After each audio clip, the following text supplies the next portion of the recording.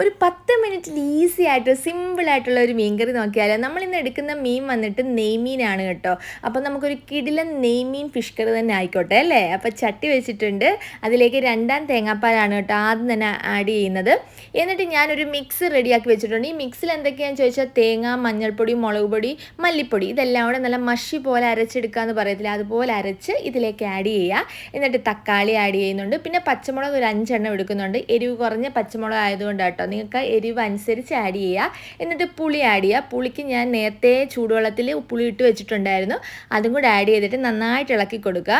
എന്നിട്ട് ഇതിൻ്റെ പച്ചമണം മാറുന്ന വരെ ഇത് തിളപ്പിക്കണം, നല്ല വെട്ടി തിളച്ച് വരണം കേട്ടോ ഈ ഒരു ചാറ്. ആ സമയത്തെ നമുക്ക് മീൻ ആഡ് ചെയ്യാൻ പറ്റും. അപ്പം മീനൊക്കെ ഞാൻ കഴുകി വെച്ചിട്ടുണ്ട്. അപ്പം നെയ്മീനാണ് നേരത്തെ പറഞ്ഞല്ലോ. എന്നിട്ട് ഒത്തിരി നേരം വിട്ട് ഇനി ഇളക്കരുത്, മീൻ പൊടിഞ്ഞു പോവും. അത് അടച്ച് വെച്ച് ഒരു 5-6 മിനിറ്റ് വേവിക്കുക കേട്ടോ. ഇപ്പോൾ ഓൾമോസ്റ്റ് എൻ്റെ മീൻ വെന്തിട്ടുണ്ട്. ഇനി നിങ്ങൾക്ക് ചാറ് എത്ര വേണം, കുറുകിയ ചാറ് വേണോ ലൂസായിട്ടുള്ള ചാറ് വേണോ, അതൊക്കെ നിങ്ങളുടെ ഇഷ്ടമാണ് കേട്ടോ. എനിക്ക് കുറുകിയ ഇച്ച ചാറാണ് ഇഷ്ടം കേട്ടോ. അതനുസരിച്ച് ലോ ഫ്ലെയിമിലിട്ട് ഒന്ന് തിളപ്പിച്ചെടുക്കുക. എന്നിട്ട് ഉപ്പൊക്കെ ആവശ്യത്തിനുണ്ടോ എന്ന് ഈ സമയത്തൊക്കെ നോക്കുക കേട്ടോ. എന്നിട്ട് കടുക് വറുക്കുകയാണ്. കടുക് വറുക്കുക എല്ലാവർക്കും അറിയാമല്ലോ, നമ്മുടെ ഉലുവയും കടുകും ഉള്ളിയും നമ്മുടെ കറി ലീവ്സ് എല്ലാം കൂടി ഇട്ടിട്ട് നന്നായിട്ട് കടുക് വറുത്തെടുക്കുക കേട്ടോ.